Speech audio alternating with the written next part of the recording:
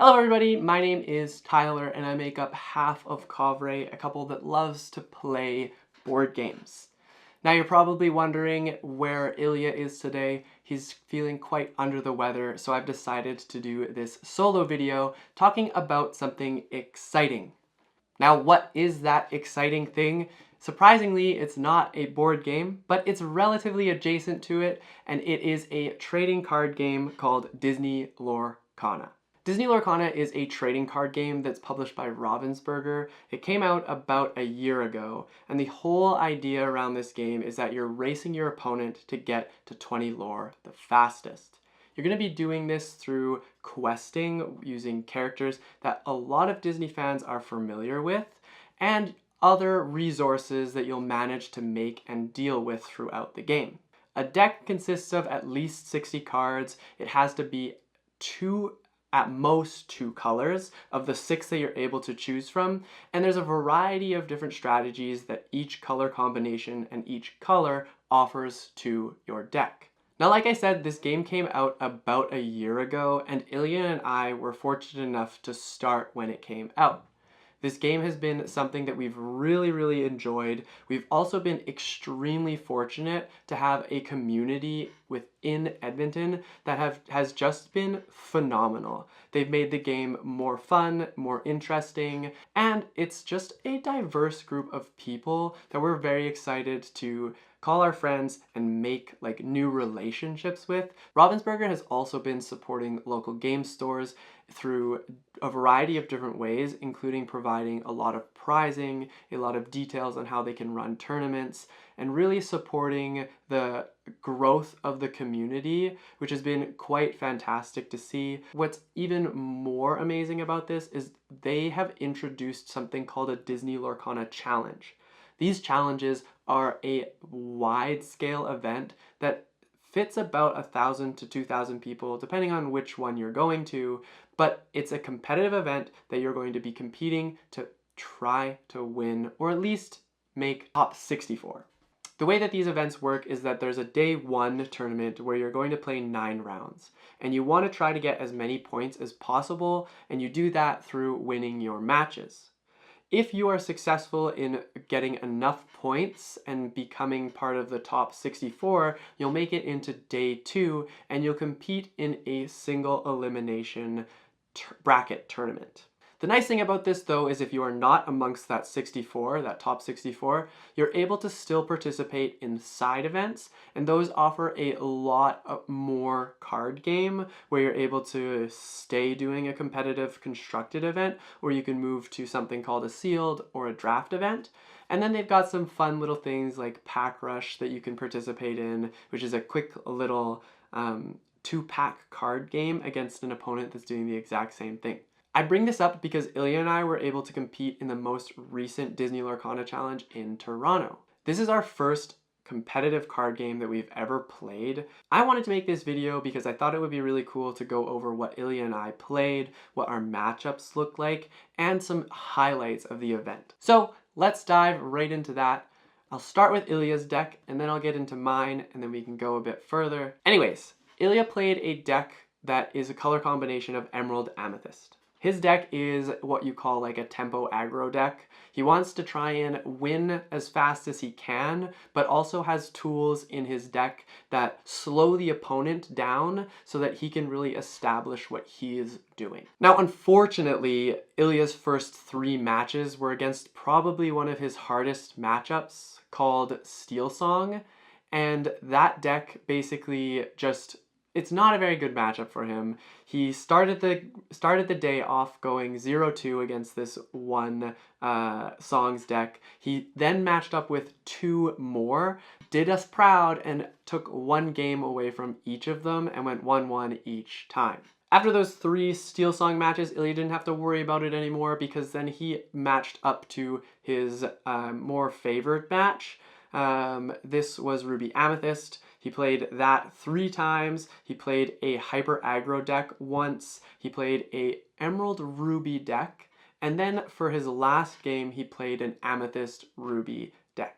Now, he made it to a threshold where we were able to collect 14 tickets, and that was a great start to what our goal was for the entire event, which I will get to at the end of this video, so because I have some goodies that I would like to show everybody. Before I get into my deck, I do want to say that if you're enjoying this content, hit that thumbs up button, hit that subscribe button if you're new here, and maybe comment down below if you want to see some more of this. All right, onto my deck. I played a color combination of Sapphire Steel. There's this fun little way my deck works that I get what is called ink, and I get it faster than most color combinations would, and I'm able to play bigger things onto the board. I'm able to do that, and then I'm able to play certain cards, again, that really elevate the amount of lore I can gain in one turn. I use a card called Lucky Dime, which I can put up on the screen here, and that is a powerhouse when you combine it with cards like Belle, Strangewood Special, and Tamatoa, So Shiny. I really enjoy what Sapphire has to offer as a package. I don't want to get too far into that. Let's dive right into how my tournament went. I will say that it came down to the last game, where if I had won the game, I would have made it into the top 64. I was just extremely proud with how my event went as an entirety. I've never competed into something this big. Let's dive into how my matchup list, I guess we'll call it. On my first round, also got matched up with a Steel Song deck. I went 1-1. And that was a good start for me. I felt like it was a good start for me. I got to warm up playing one of the matchups that I was relatively familiar with. Of course, it would have been better to go 2-0, but that's besides the point. My next 3 matches, I went 2-0. And I do want to stop here and say that it was really exciting because in my 4th round match, I was part of a feature match. And basically what that is they pick a table number that they're going to bring over to a new area, set them up on camera, and broadcast their game. It was very, very cool for me to see. I played against a Ruby Amethyst deck, which in my opinion is one of the harder matchups I have, and I was able to come away with a 2-0 win. The cool thing here is, like those combo cards that I just showed you, I was able to use Lucky Dime and Tamatoa to gain 17 lore in one turn. That felt really, really cool because before that, the game, it didn't necessarily feel like it was in my favor. I want to give a huge shout out to my community because the Edmonton chat was popping off when they heard that I was on stream. Ilya, of course, had taken some pictures and posted in our community chat. I had people messaging me, wishing me good luck, saying that they were really proud of me, everything like this, and it was very, very exciting for me to see. Just a reminder that like the community that we have in Edmonton is so amazing. After that, I unfortunately played into Mufasa, which I think is probably one of my worst matchups. It's Amber Ruby, and I lost 0-2. So that put me in an interesting situation where I really needed to make sure that I was winning the next games that I had. The next 2 games were against an Emerald Amethyst deck, similar to what Ilya was playing, and then a Songs deck.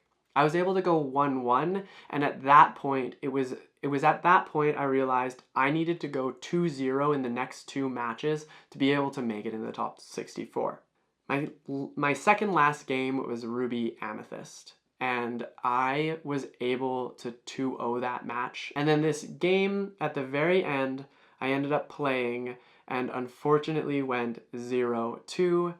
I misread the situation. I thought he was playing a different deck based on the colors he was playing, and because of that, I had made plays based on that and was unfortunately left in the dust. But hey, again, I'm really proud of how I performed, and it was really exciting just to get that far and be in that like thrill of the moment.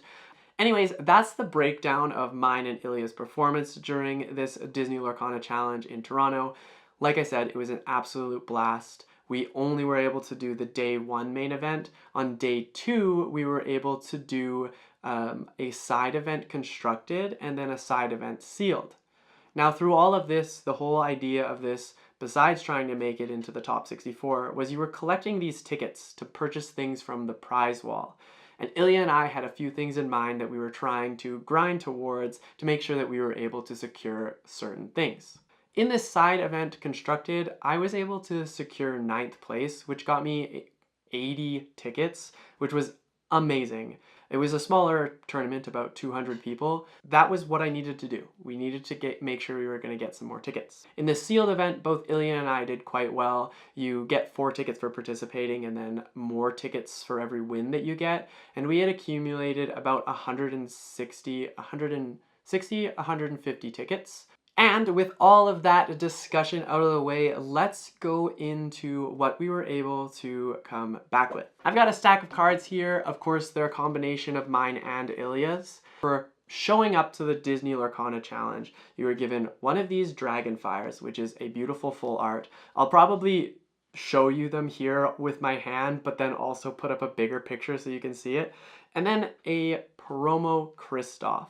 The other 2 cards that we were able to pick up during this event with our tickets that we were able to use were these full art Disney Lorcana Challenge exclusive promos, Cinderella and Rapunzel. During one of our sealed event, during the last sealed event, I opened a enchanted card, and this pretty rare to pull.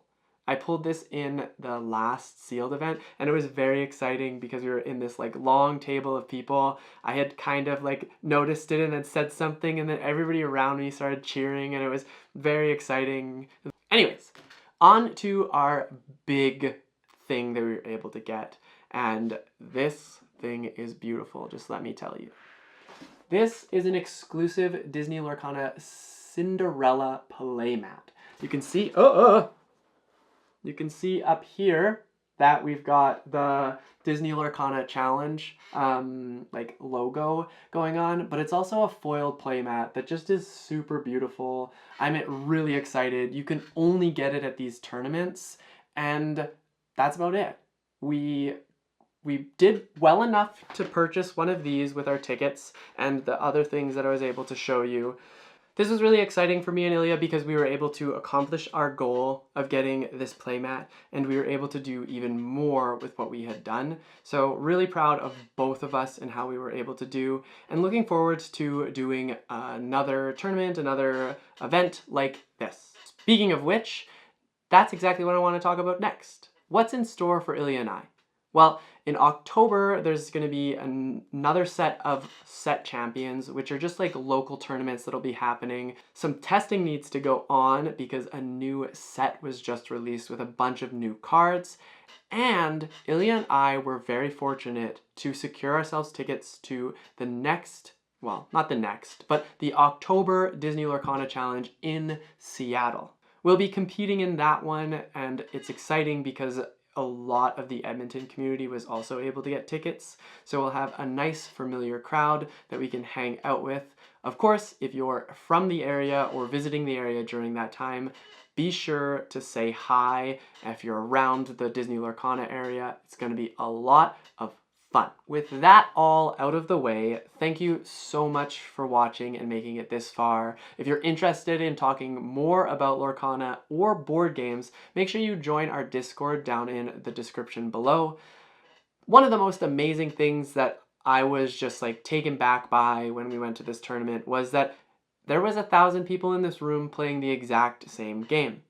And my bridge question that I will ask to folks here is, if there was a game that could be played by 1,000 people in a room all at once, whether that be a giant game together or all of a 4-person group playing, you know what I'm trying to say. Just thousands of people in one room playing the exact same game, what game would you want that to be? Let me know your answers down in the comments below. I'm really interested to hear it. And of course, let me know if you've tried Lorcana. Let me know if you are looking forward to playing more Lorcana, and just your opinions on Lorcana in general. Thanks again for watching, and we will see you in the next one, where hopefully Ilya is feeling a bit better. Bye!